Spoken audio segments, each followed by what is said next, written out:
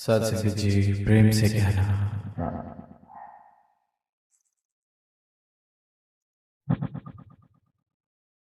आज ये अजमेर के इस मैदान में कॉलेज का जो ये ग्राउंड जहाँ अक्सर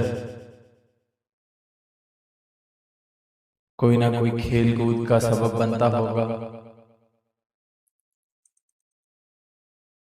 कोई ना कोई मैचेस किसी न किसी स्पोर्ट के या कंपटीशन टूर्नामेंट्स इस प्रकार के आयोजन निरंतर होते रहते होंगे। और यहीं इस मैदान में जहां अक्सर प्रतिस्पर्धा कंपटीशन के भाव को देखने को मिलता होगा, वहीं यहाँ संत आवाज दे रहे हैं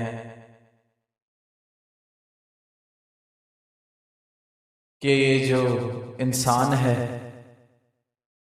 जो एक दौड़ में है, इस संसार की दौड़ में है, अपने पड़ोसी से प्रतिस्पर्धा के भावों में है कि बस जिनको मैं जानता हूं कम से कम उनसे आगे निकल जाऊं, उनसे ऊंचा रुतबा हासिल कर लूं, उनसे ज्यादा धन कमा लूं। तो इस मैदान में जहां अक्सर ये भाव खेल के मैदान में देखने को मिलते हैं, खेलों में देखने को मिलते हैं, वहीं संतों ने आवाज दी है कि ये संसार की उपलब्धियों की दौड़ मुबारक है, पर ये जीते जी इस मानव जीवन के रहते रहते अगर अपने इस परम लक्ष्य को प्राप्त नहीं किया, अगर ये बाजी नहीं जीती, इस आत्मा का कल्याण नहीं करा, तो बाकी सारे कंपटीशन जो जीते हैं वो किसी काम के नहीं। काम आना है तो सिर्फ इसे सत्य ने जीवन में अगर सुंदरता आनी है तो परमात्मा से वो सुंदरता आनी है, भक्ति वाले भावों से वो सुंदरता आनी है, मानवीय गुणों से वो सुंदरता आनी है। सजावट अगर इस जीवन की होगी तो सिर्फ प्रेम से होगी, क्योंकि सिर्फ प्रेम ही है जो सजाता है। सजावट अगर करनी है तो प्रेम से ही हो सकती है। अन्य जो भाव हैं, ईर्ष्या वाले, वैर वाले, दीवार बनाने देने वाले, ऊंच नीच वाले, अगर उससे हमें लगता है कि हमने अपने कुल को या अपनी जाति को या अपने आप को ऊंचा दिखा दिया और बाकी सबको अपने से दूर कर लिया, अगर हमने सोचा कि हमारे आसपास ये ऊंच नीच की दीवारें जो हम बना लेते हैं इससे हमारी सजावट हो रही है, तो ये बहुत बड़ा भ्रम है। ऐसी दीवारों से सिर्फ और सिर्फ गिरावट हुई है। गिरावट हुई है इंसानियत वाले भावों की, गिरावट हुई है मानवीय गुणों की, गिरावट हुई है हृदय में प्रेम की, गिरावट हुई है इंसान की कीमत की। क्योंकि इन दीवारों ने हमें कोई सजाया नहीं, इन संकीर्ण भावों ने हमें कोई सजावट नहीं करी हमारी कि ये हमारा कुल, ये हमारी जाति, ये मेरी उपलब्धि वाले जो सज्जन मित्र हैं, ये हमारा एक मठ बन जाए, बाकी सब हमसे अलग, हम सबसे ऊंचे। तो ऐसे कोई भी भाव है जिसने इंसान को इंसान से दूर किया है, भले ही उसको ये लगा हो कि शायद मैं ऊंचा हो गया हूं, मेरे पास कोई धन दौलत ज्यादा आ गई है, तो अब मेरा उठना बैठना सिर्फ धनियों में ही होने वाला है, जिनके पास धन है उनके पास ही होने वाला है, बाकी जिसके पास धन नहीं, ये दुनियावी दौलत नहीं, वो कोई नीचे हो गए। तो ऐसे भावों से किसी के जीवन में सजावट नहीं होती। सजावट अगर हो सकती है तो अपनत्व, स्वीकृति, प्रेम वाले भावों से। और ये प्रेम वाले भाव, इंसानियत वाले भाव, मानवीय गुण जो हैं, ये जीवन में तब आते हैं जब जीवन में ये परमात्मा का प्रवेश होता है। जीवन में इस परमात्मा को मैं प्राप्त करता हूं, जान लेता हूं।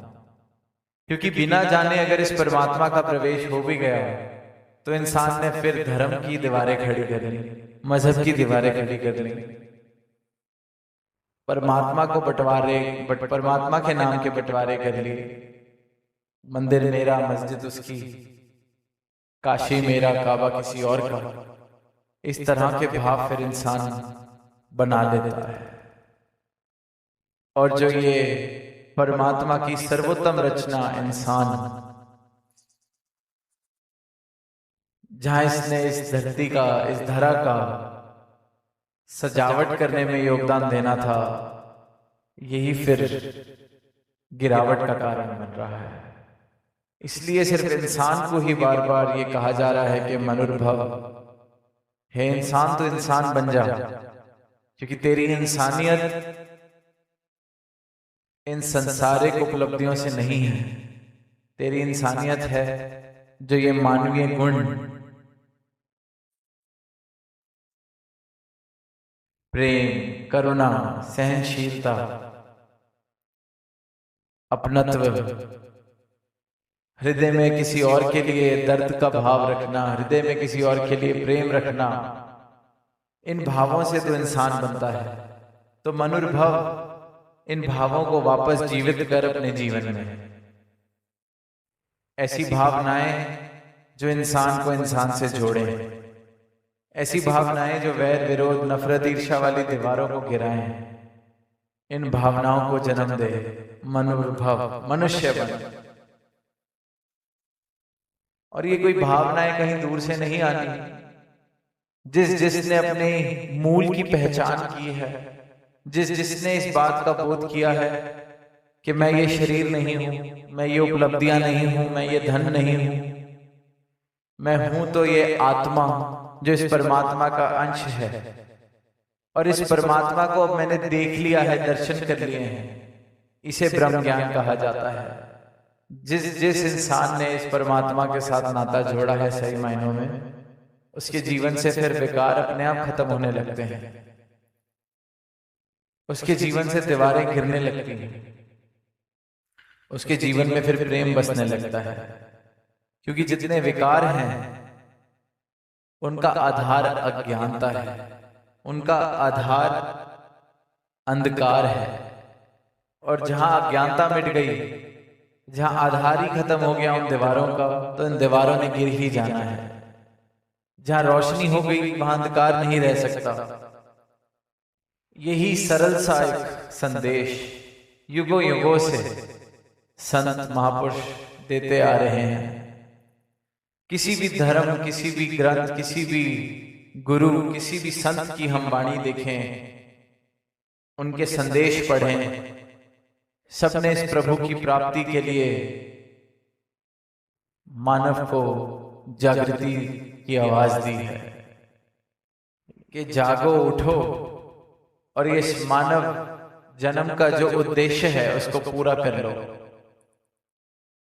ये जो दुनिया की भौतिक भागदौड़, वो जो प्रतिस्पर्धा वाले भाव जो दास ने कहा, क्योंकि इंसान अगर परेशान है तो इसी बात से है कि मैं अपने पड़ोस में अपने पड़ोसी से पीछे कैसे हो गया हूं। उससे आगे निकलता है तो फिर अपनी गली में उससे सबसे आगे कैसे निकला जाए, वो मेरी खुशी। वो खुशी जब पूरी हो जाती है तो फिर गली से पूरे मोहल्ले में देखते हैं छोटी सी एक उपलब्धि प्राप्त करते हैं, और फिर एक और उपलब्धि जो सामने वाले ने प्राप्त कर लिया है उससे ज्यादा मुझे प्राप्त करना है। इंसान इसी दौड़ में ये पूरी उम्र गुजार देता है। उसकी दौड़ का जो ऑब्जेक्ट है, जिस चीज के पीछे दौड़ रहा है, वो जरूर रूप बदल सकती है, पर है वो माया ही, है वो भौतिकता ही। जहां एक इच्छा पूरी, वहां फिर दौड़ दोबारा चालू। और संतों ने यही कहा है कि संसार में रहो, संसार का पूरा लाभ भी लो, उपलब्धियां भी हासिल करो, पर जो सही मायनों में उपलब्ध करने लायक, प्राप्त करने लायक ये सत्ता है, इसकी प्राप्ति जरूरी है, ताकि फिर जो संसारिक उपलब्धियां हैं इनके साथ जो रिश्ता है, जब अज्ञानता में होते हैं तो इनके साथ रिश्ता एक गहन आसक्ति का होता है। मेरे जीवन की परिस्थितियां मेरी मनोस्थिति के ऊपर हावी होती हैं, क्योंकि आसक्ति है। इस तरह की आसक्ति है कि मुझे लगता है कि अगर जो मैंने आज प्राप्त कर लिया है, इसको कोई थोड़ा सा भी कोई नुकसान पहुंचा देगा तो मैं तो खुश ही नहीं रह पाऊंगा। ये जो मैंने धन हासिल किया है, इसमें थोड़ी सी भी ऊंच नीच हो गई तो मैं खुश नहीं रह पाऊंगा, मैं सहज अवस्था में नहीं रह पाऊंगा। आसक्ति है। वहीं रिश्ते नातों के साथ भी आसक्ति है, जहां ये पता है जिसने जन्म लिया है मृत्यु हानि है, पर फिर भी इंसान इतनी आसक्ति से अपने रिश्तों में जुड़ जाता है कि आज कोई है साथी, कल ना रहे तो संभल नहीं पाता। आसक्ति है, गहरी आसक्ति है। और वहीं जब इस ब्रह्म ज्ञान को प्राप्त करते हैं, सही मायनों में सत्य को देख लेते हैं, इस परमात्मा को देख लेते हैं, अपनी पहचान कर लेते हैं, तो किसी भी गुरु ने, किसी भी संत ने ये नहीं कहा कि अब परमात्मा की प्राप्ति करनी है तो संसार छोड़ दिया जाए, बल्कि कहते हैं कि परमात्मा की प्राप्ति हो गई तो अब संसार में रह के वैसी आसक्ति नहीं हो पाएगी, अब अनासक्त आसक्ति होगी। जैसे एक कश्ती पानी में तो रह रही है पर पानी के ऊपर तैर रही है, उसी प्रकार फिर संतों का जीवन, भक्तों का जीवन संसार में है पर संसार से ऊपर उठ के रह रहे हैं।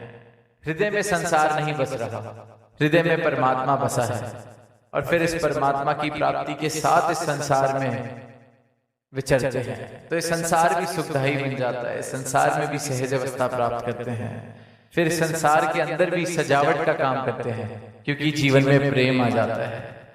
और इसलिए फिर वो भाव कि संतों ने बदलना है नक्शा कुल संसार का, नक्शा बदलना है सजावट करके, क्योंकि संत फिर प्रेम से भरपूर हो जाते हैं। जिसने भी परमात्मा को प्राप्त कर लिया वो प्रेम से भरपूर, वो एकत्व के भावों से भरपूर, वो संतमति से भरपूर, वो सहनशीलता से भरपूर। तो फिर ऐसा संत जो इन सुंदर भावों से भरपूर है, मानवीय गुणों से भरपूर है, फिर यही तो नक्शा बदलेंगे संसार का। जहां कहा जा रहा है कि संत ना होते जगत में तो जल मरता संसार, संसार की हालत हम देख रहे हैं। ज्यादा दूर जाने की जरूरत नहीं है, अपने घरों में देखते हैं इंसान के धैर्य, इंसान के जो भाव हैं, कितनी जल्दी गुस्सा आता है, कितनी जल्दी सालों साल के रिश्ते जो हैं, एक मिनट लगता है, एक गलती लगती है, एक क्षण में खत्म हो जाते हैं। ज्यादा दूर जाने की जरूरत नहीं है, अपने ही आसपास देखेंगे क्या संसार का नक्शा बन रहा है, क्या इंसान ने हालत कर ली है। जल रहे हैं, जल मरता संसार, रिश्ते जल रहे हैं, दुनिया जल रही है, किसी और की खुशी देख के मैं जल रहा हूं, और वहीं फिर संत ठंडक पहुंचा रहे हैं, क्योंकि इन प्रेम वाले भावों से युक्त है। और जैसे आज वो गीत भी कह रहे थे, गीत में बच्चे के प्रेम ने सजाना है, सजावट करनी है तो प्रेम वाले भावों से करनी है। तो इसीलिए फिर संत संसार का नक्शा बदलते हैं प्रेम वाले भावों से, मानवीय गुणों से। तो जीवन में परमात्मा आ जाए तो जीवन मुबारक हो जाता है, और जिसके भी जीवन में ये परमात्मा, ये दात हासिल हुई है, वो मुबारक है। तो यही अरदास कि ऐसा जीवन मुबारक बना रहे, ऐसे सुंदर भावों से भरपूर रहे, प्रेम वाले भावों से सजा रहे, और आगे भी ऐसा जीवन फिर प्रेम वाले भावों से अपने आसपास समाज की, संसार की सजावट करता चला जाए। और जहां ये अभी मुबारकबाद नहीं पात्र बने, जीवन मुबारक नहीं हुआ, अपनी पहचान नहीं हुई, अपने मूल को नहीं देखा, अपने मूल को नहीं जाना, तो वहां यही अरदास, यही अनुरोध कि जब तक सांसें चल रही हैं तब तक ही ये मुमकिन है। जहां ये शरीर की यात्रा खत्म हुई तो ये सर्वोत्तम योनि, सर्वोत्तम रचना ये फिर ऐसे बिता दी जाएगी जैसे कोई और योनि बिताई जा रही है। जैसे जानवर कोई भी देख ले, निद्रा भोजन भोग वहे, कहीं उसी तरह से ये मानव जीवन सर्वोत्तम रचना, इस अवसर को भी हम ऐसे ना गवा दें। तो ये अवसर मिला है, इसका पूरा का पूरा फायदा उठाया जाए, अपनी पहचान करी जाए, और अपनी पहचान करके इस परमात्मा के दर्शन करके, इस सत्य को प्राप्त करके इस संसार में विचरण किया जाए। प्रेम से कहना, धन्यवाद।